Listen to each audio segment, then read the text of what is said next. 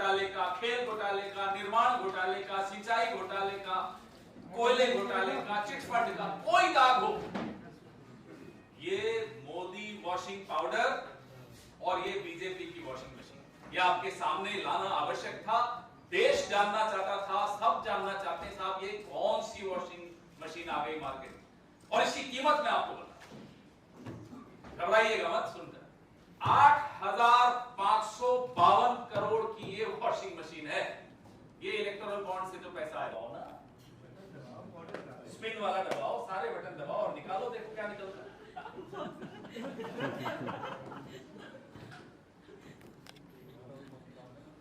आज की प्रेस वार्ता मोदी जी जरूर देख रहे होंगे। अब ये देखिए साफ होकर क्या निकला।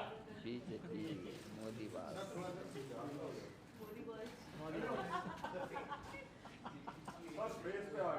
कोई बात नहीं, मेरा फेस इंपॉर्टेंट नहीं है, ये टी शर्ट इंपॉर्टेंट। एक ऐसी वॉशिंग मशीन है जिसके विषय में हमारे साथी जयराम रमेश जी अक्सर चुटकी लेते हुए बात करते हैं कि साहब एक वॉशिंग मशीन में कोई गया और साफ हो गया।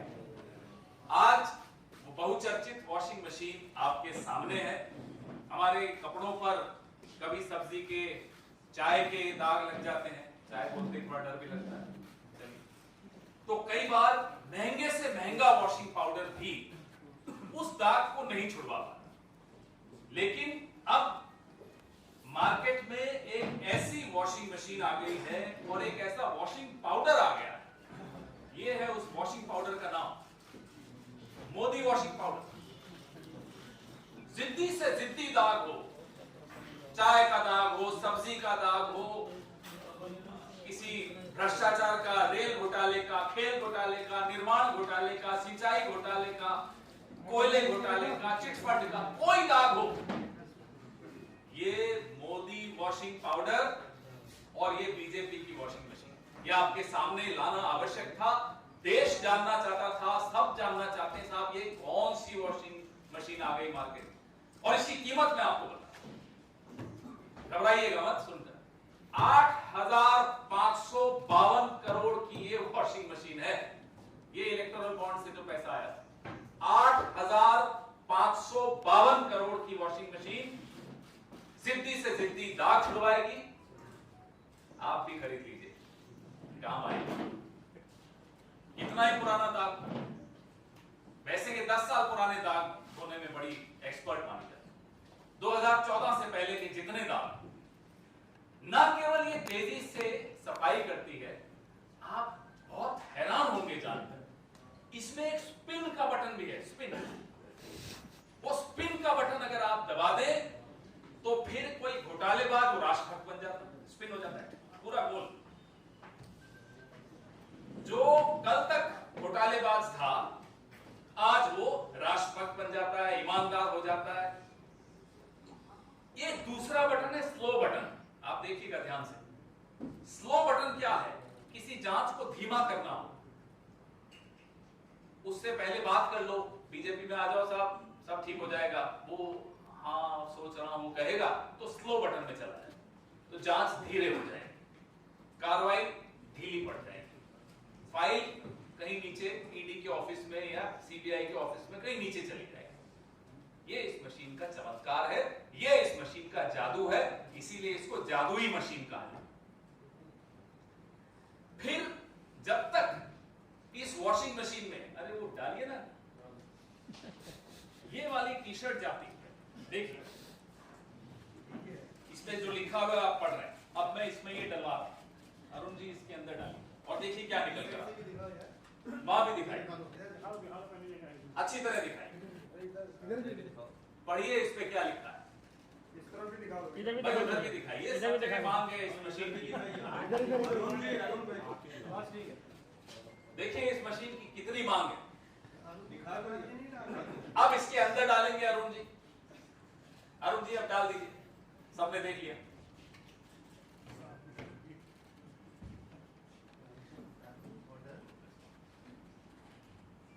जी अब देखिए इसके भीतर से बटन दबाओ ना, स्पिन वाला दबाओ, सारे बटन दबाओ और निकालो, देखो क्या निकलता है।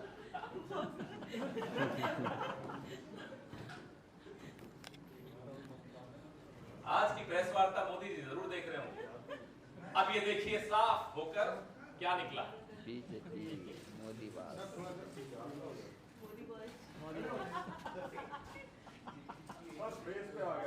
कोई बात नहीं, मेरा फेस इंपॉर्टेंट नहीं है, ये टी शर्ट इंपॉर्टेंट। देख लिया आपने? तो ये जादू आपको दिखाया। आज की प्रेस वार्ता से पहले एक खबर छपी कि श्री प्रफुल्ल पटेल के खिलाफ सीबीआई ने मामला बंद कर दिया। आज से कुछ महीनों पहले प्रफुल्ल पटेल जी ने एनसीपी को तोड़ा, भाजपा के इस वॉशिंग मशीन के गठबंधन में शामिल हुए, इस वॉशिंग मशीन के अंदर गए और बाहर यूं निकल कर आए। ये प्रफुल्ल पटेल जी के साथ हुआ। ऐसे 21 उदाहरण हैं, अभी आपको मैं प्रेस रिलीज में दे रहा हूं। 21 उदाहरण। हिमंता बिस्वा शर्मा है, उसमें नारायण राणे है, उसमें अजीत पवार है, उसमें हसन मुशर्रफ है, उसमें छगन भुजबल है, उसमें अब अशोक चौहान जी भी उसमें। और आपको मैं एक एनेक्सर दिखाऊंगा। ये भाजपा ने आरोप प्रफुल्ल पटेल पर लगाए थे। ये देखिए, ये क्या आरोप थे? ये आरोप थे कि एयर इंडिया को लीज पर हवाई जहाज लेने की कोई जरूरत नहीं थी, लेकिन प्रफुल्ल पटेल जी ने, मंत्री जी ने जबरदस्ती फाइल मूव की और लीज पर, पट्टे पर हवाई जहाज लिए, जिससे 3000 करोड़ से ऊपर का नुकसान हुआ। और वो पैसा आरोप लगाया गया कि हमें मिला यूपीए की सरकार में। हमने उस वक्त सीएजी, क्या नाम है उनका, आजकल तो सीएजी के नाम भी लोगों को याद नहीं रहते, लेकिन उस वक्त के सीएजी का नाम तो सबको याद है, विनोद राय। कठपुतली थे, डोर जिसके हाथ में थी आज वो सत्ता में है। तो सीएजी ने अनाप शनाप लंबी चौड़ी उसमें टिप्पणियां की, आप लोगों ने खूब चलाई वो टिप्पणियां, और उन सब रिपोर्ट्स का लाभ लेते हुए आज नरेंद्र मोदी जी इसके ऊपर सवार होकर बैठे। या तो प्रफुल्ल पटेल जी ने भ्रष्टाचार नहीं किया, और अगर नहीं किया तो ये आरोप झूठे थे।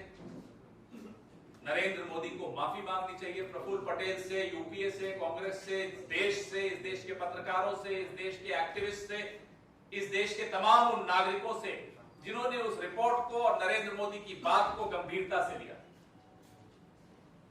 अगर वो ईमानदार थे तो ये आरोप झूठे थे। और मैं प्रफुल्ल पटेल जी से भी आग्रह करूंगा, हिम्मत दिखाइए, ठोक दीजिए मानहानि का दावा नरेंद्र मोदी पर। हिम्मत दिखाइए। अब तो क्या, अब तो आपके पास ये हो गया, अब तो आप साफ हो गए, अब थोड़े वापस से फाइल खुले। और अगर ये आरोप सच्चे थे तो ये फाइल क्यों बंद हुई, ये केस क्यों बंद हुआ? दो ही चीजें हो सकती हैं, या सच था या झूठ था। झूठ था तो माफी मांगिए, सच था तो आपकी पार्टी में, आपके गठबंधन में वो क्या कर रहे हैं, फाइलें क्यों बंद हो रही हैं?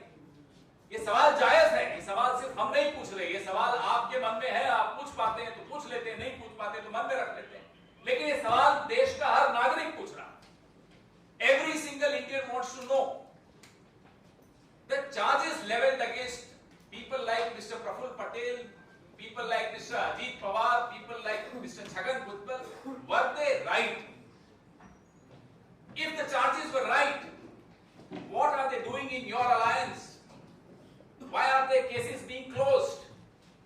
And if the charges were wrong, why were they wrongly accused? Please apologize, Mr. Modi.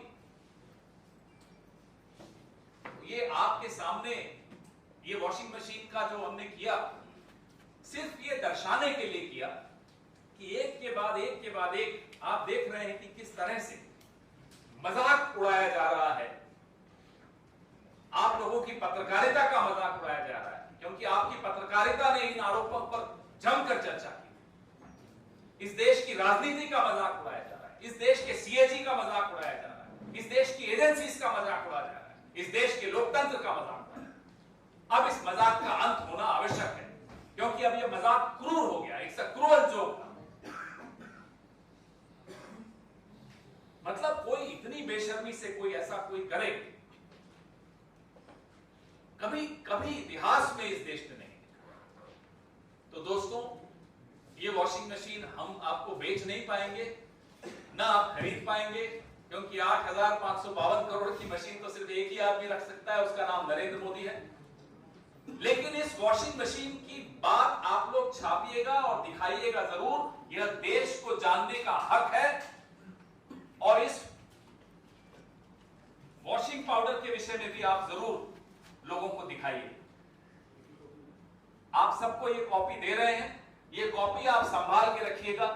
ये इस लोकतंत्र में, ये आपके बच्चों को, आपके आने वाली नस्लों को जरूर दिखाइएगा कि एक दौर ऐसा आया था, एक वॉशिंग मशीन ऐसी आई थी, एक वॉशिंग पाउडर ऐसा आया था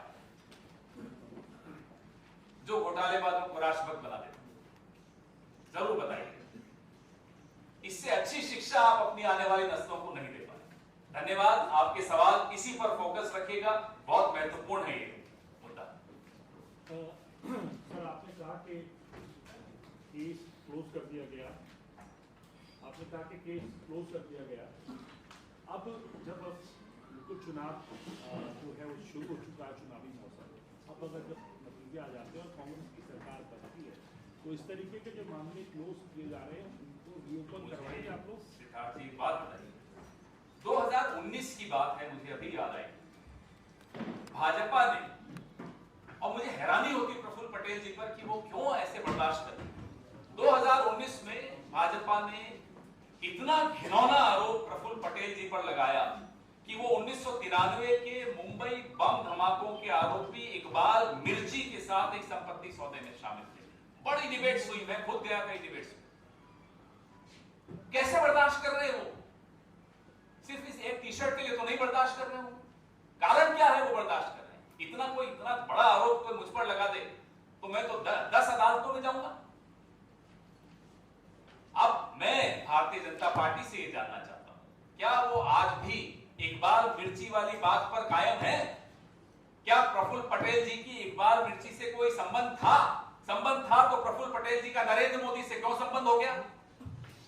और नहीं था, माफी मांगी। हम चुनाव के बाद क्या क्या करने वाले हैं वो आप देखेंगे, रोज आपको ब्रेकिंग न्यूज देंगे। और ये अधिकारी जो इनकी कठपुतली बने हुए हैं, ये भी आज कान खोलकर सुन लें। एक एक को कटघरे में खड़ा किया जाए, वो कितना ही आला अधिकारी हो, किसी भी एजेंसी का अधिकारी हो। जिस तरह से इस देश में मजाक बनाया जा रहा है एजेंसीज का, वो हम बर्दाश्त नहीं करेंगे। सरकार बदलने दीजिए, बहुत कुछ बदलेगा।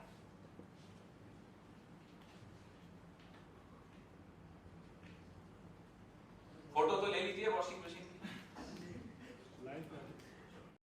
मैं एक दो उदाहरण दे देता हूं आपको।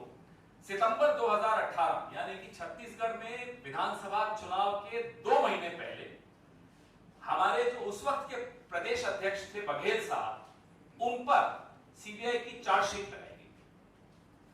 जनवरी 2019 यानी कि लोकसभा के 4 महीने पहले हुड्डा साहब पर सीबीआई ने एक मामला खोला था। ऐसे मैं आपको 51 उदाहरण दे रहा हूं जो विपक्ष के नेताओं के साथ सीबीआई और ईडी ने किया। उसके बाद एक और लिस्ट में आपको दे रहा हूं जो ऐसी लिस्ट है 21 लोगों की, मुकुल रॉय से शुरू होती है, जो टीएमसी से फिर चले गए। तो सीबीआई ने जो नारदा और शारदा स्कैम था उसका क्या किया पूछ लीजिएगा। सुवेंदु अधिकारी नंबर 2, नंबर 3 हिमंता बिस्वा शर्मा, नारायण राणे, मिथुन चक्रवर्ती, शोभन चैटर्जी, वाईएस चौधरी, सीएम रमेश, अजीत पवार, हसन मुशर्रफ, प्रफुल्ल पटेल, छगन भुजबल, फिर 2 और हैं, वाईएस जगनमोहन रेड्डी, वी विजय साई रेड्डी। ये सारे उदाहरण आपके सामने, आप ये देखिएगा कौन सी पार्टी के हैं, आपको खुद सारे जवाब मिलते हैं। ये लिस्ट भी मैं संजीव जी से आग्रह करूंगा कि ये सारा आपको भी भेज दें। पवन जी, प्रफुल्ल पटेल की चिट पर शरद पवार ने कहा है कि ये तो होना है, तब बीजेपी में चले गए हैं। उन्होंने कहा कि ऐसी चर्चा शुरू हो गई है कि जेल जाने से बेहतर है भाजपा में चले जाइए। बिल्कुल, और हम सब ये सवाल हमारे मन में है, और प्रफुल्ल पटेल जी हिम्मत दिखाएंगे तो उनके मन में भी है, मुंह पर भी लाएंगे ये सवाल। साहब, मैं अगर ईमानदार था तो मेरे पर आरोप क्यों लगे, और मैं अगर बेईमान था तो अब मेरे को क्लीन चिट क्यों मिली? एक लाइन का सवाल है कि सबके मन में है। शरद पवार जी बिल्कुल ठीक कह रहे हैं, ये बीजेपी में चले गए या उनके गठबंधन में चले गए तो ईमानदार हो गए, हमारे साथ थे तो बेईमान थे।